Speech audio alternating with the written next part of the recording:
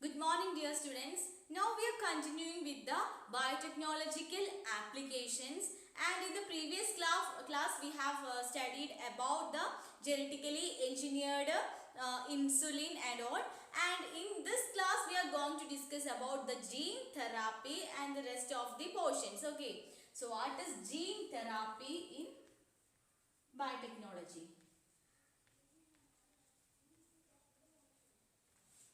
Is it possible to cure a hereditary disease? So gene therapy is an attempt to do this to cure the hereditary diseases. As we know that the hereditary diseases will appear the any defect in the genotype of the organism or the genetic makeup of an organism. So that is it possible to cure the genetic makeup or the defect in the gene of an organism. That kind of techniques or attempts are included in this gene therapy. Gene therapy is not a single method, and it is a collection of methods that allows the correction of a gene defect. That means the defected gene will be corrected, or it is diagnosed and corrected by using this collection of methods called gene therapy. So it is not a single method, it is a collection of method that will correct the gene of defect and it is diagnosed in a child stage or in or an embryonal stage. Okay, so a gene is inserted to the cells or tissues of the defected person, and this correction of the defected gene by the delivery of normal gene and to remove the non-functional gene. If there is a non-functional gene present in the genetic makeup of a person, we are inserting or we are adding a normal gene instead of this non-functional gene. The first attempt to this clinical gene therapy was conducted in 1919 for a 4-year-old child. 4-year-old child.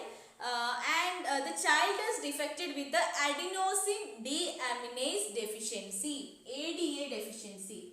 ADA means adenosine deaminase deficiency disease. It is a genetic disease. That means the gene that encodes the adenosine deaminase enzyme is deficient in this case. Okay, the disorder is due to the deletion of the gene that codes for adenosine deaminase enzyme. In some case, for this disease, ADA deficiency disease, it is provided with a bone marrow transplantation, and in some cases there is enzyme replacement therapy, that is the ADA is given through injection. But these two processes are not very much curative. So we are selecting the gene therapy to cure this ADA deficiency diseases. So the first step in this gene therapy for this treatment is to derive the lymphocytes from the blood of the patient, and it is cultured outside the body of the patient. Okay, the lymphocytes from the blood is collected from the patient's blood, and it is grown in a culture media outside the body of the patient. And a functional ADA CDA, that is using a retroviral vector, is introduced into the lymphocyte. ADA cDNA, that is a retroviral along with the ADA along with the retroviral vector is introduced into this lymphocytes, and these lymphocytes are introduced into the patient, and within the patient the lymphocytes that have the ability to produce the ADA will get multiplied, and ADA producing bone marrow cells are isolated from the bone marrow, and it is introduced into the cells at the early embryonic stage. Okay, so so that from the patient the cells that will have the ability to produce ADA is synthesized. What can be done through the gene therapy? the lymphocytes of the patients are isolated and it is incorporated with the functional ADA cDNA along with the vector, and the lymphocyte cells are cultured and it is then transferred into the patient. The gene isolated from the bone marrow cells that have the ability to produce the ADA is introduced into the cells at the early embryonic stage, and this process is carried out during the early embryonic stage so that it will helps to cure the disease permanently. Okay, that is about the gene therapy conducted during the 1990 in a 4-year-old child having the ADA deficiency disease. And the next thing we are going to study is that molecular diagnosis. What is molecular diagnosis?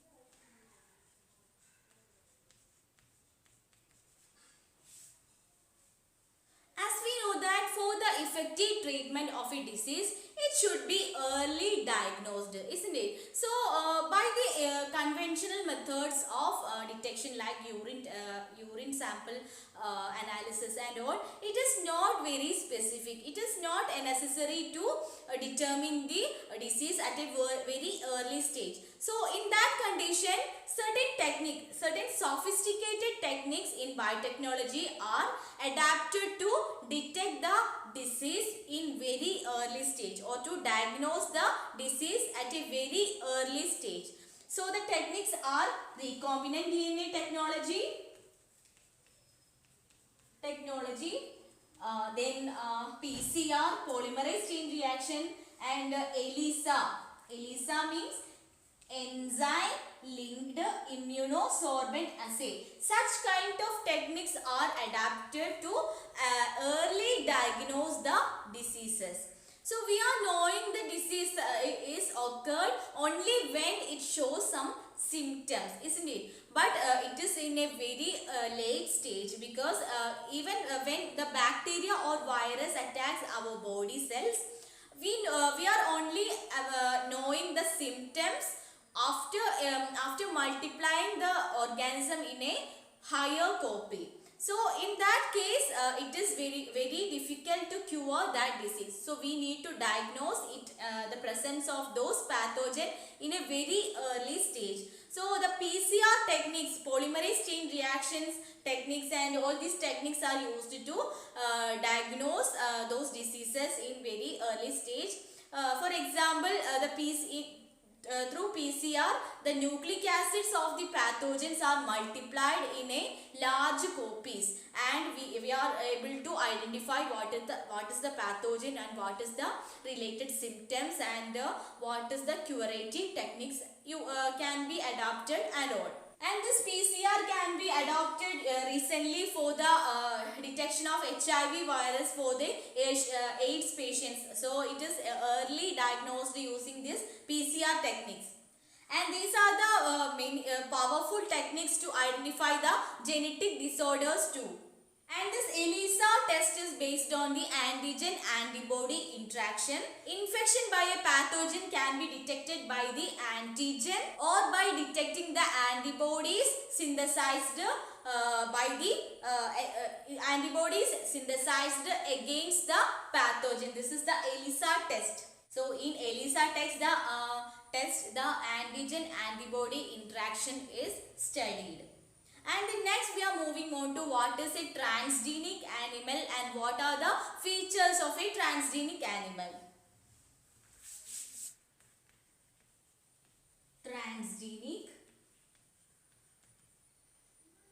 animal.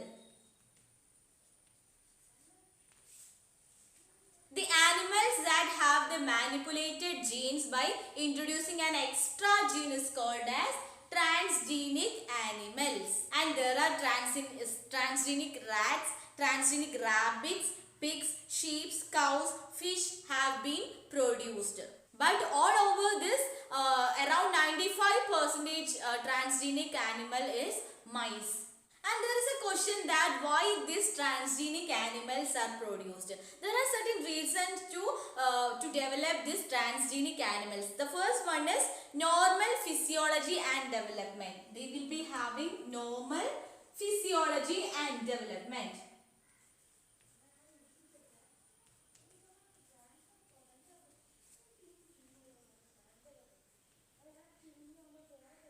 And the second one is study of disease.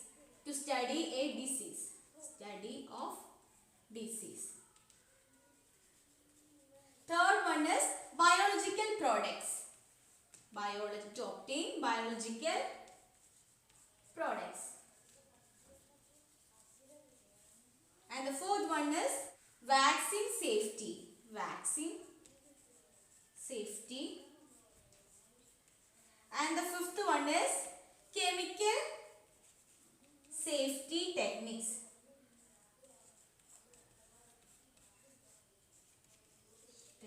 These are the most important ways to which the transgenic animals are produced. Normal physiology and development, study of disease, biological products, vaccine safety and chemical safety techniques. So, chemical safety testing.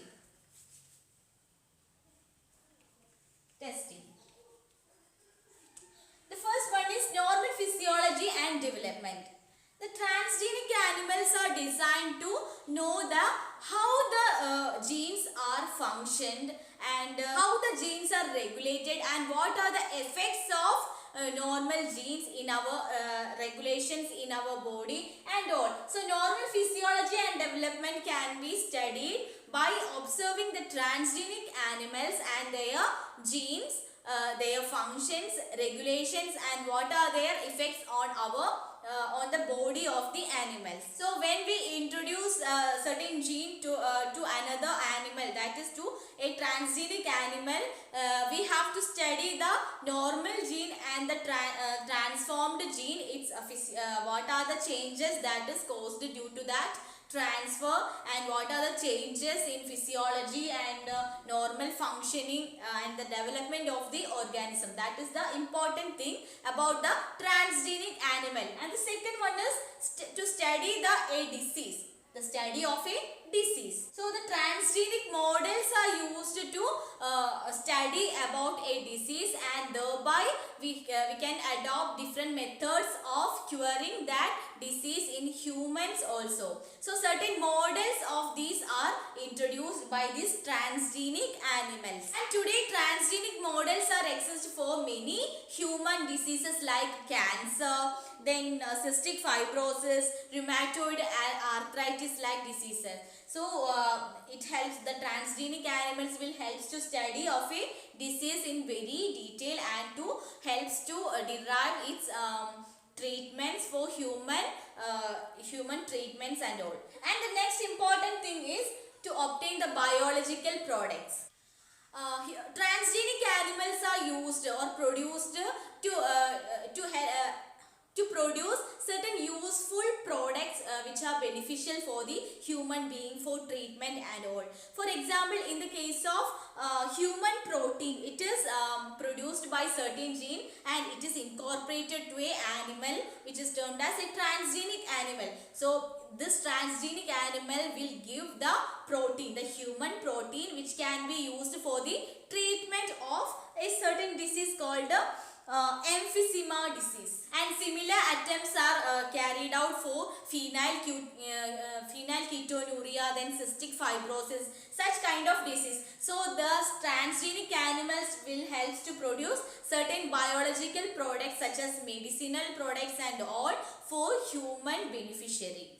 In 1997, a transgenic cow named Rosie, it will produce the human protein, and the milk of this transgenic cow Rosie contain human alpha lactalbumin in very high quantity. So it is nutritionally very beneficial for the human babies than the ordinary milk. Okay, so such kind of useful biological products are obtained from this transgenic animal. And next is vaccine safety. To test the vaccine safety, the transgenic animals are used. For testing the safety of a vaccine, like example polio vaccine, the transgenic mice is used. So such kind of experiments are also conducted in transgenic animals, like vaccine safety. And the next one is chemical safety testing. It is just like testing the safety of certain drugs, or the toxicity of drugs, etc. So in this, the transgenic animals are made to more sensitive towards the toxic substances than the non-transgenic animals. They are then exposed to the toxic substance and the effects are observed. So the toxicity of certain drugs and all can be detected by introducing into a transgenic animal. So chemical safety testing is carried out by this method, by using this transgenic animal. So all these are the major concerns about the transgenic animals, and these are the major factors that are explore the transgenic animals in different ways. Okay, and the next important area, that is the last area in your the biotechnology chapter, is ethical issues.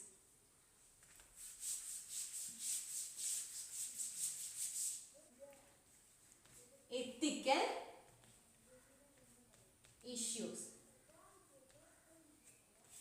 As we know that all these biotechnological applications and all these newly introduced ones are the artificially made thing. So it is something new to the environment and our nature. So certain ethical issues are there to produce such kind of biotechnologically advanced organisms and all. So it is important to know whether all these will cause any harmful effect to the living organisms and all. So that is included under this ethical issues. So certain safety procedures must be carried out for all these purposes. Sometimes the genetic modification may have the unpredictable result. So it is very much concerned about that kind of issues. So the Indian government has set up the organizations such as GEAC.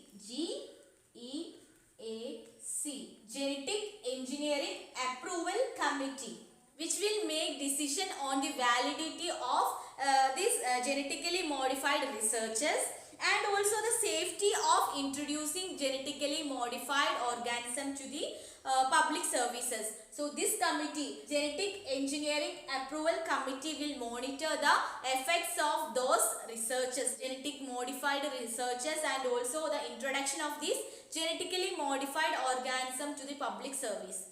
And there is also the issue of patency. What is patency? Patent is the exclusive right granted by a government to an inventor to manufacture, use, or sell an invention for a certain number of years. Certain companies are granted the patents for certain products which are traditionally used by certain community or certain regions. So that will cause anger to the society. So we should there should have the issue of patency for using the biological products by those companies and all. For example, as we know that rice is an important grain, and in our past days around 2 lakh different varieties of rice are there. So among this, basmati rice is very much important, and because it is having a good flavor and fragrance. That time it is specifically restricted to India only. So it is for India's, it is considered as India's asset only. But later in 1997, an American company had taken the patency on this basmati rice through US Patent and Trademark Office. And this allows the company that to sell a different variety of basmati in US and in other abroad countries. And actually this basmati, the newly introduced basmati is obtained from the basmati which is used by our traditional farmers or the Indian traditional farmers. So this makes several controversial issues and all. So such kind of patency and trademark issues may come for this modified crops and all. So we must careful about that kind of genetically modified researches that is carried out under all those research centers. So our research centers are very much vigilant and it is monitored certain as we know that the committees are there to monitor all those new invention, and there is the issue of patency and trademark like that. And there is a term which is called as biopiracy. Biopiracy, which means the use of bioresources by the multinational companies and also by the other organization without proper authorization from these countries and people concerned without the compensatory payment. So that is termed as the biopiracy. That means the use of biological resources without the consideration of the original owners or the people concerned without compensatory payment. We should have the compensatory payment for a biological product or a biological resource for using it. So without that concern, it is called as biopiracy. And there are certain other legal provisions for adopting such kind of rules and regulation that can be followed later by this biotechnological advancements and the inventions. So these are all about the ethical issues and I hope all of you understood all these portions in this biotechnological applications. So this is all about this chapter, and thank you.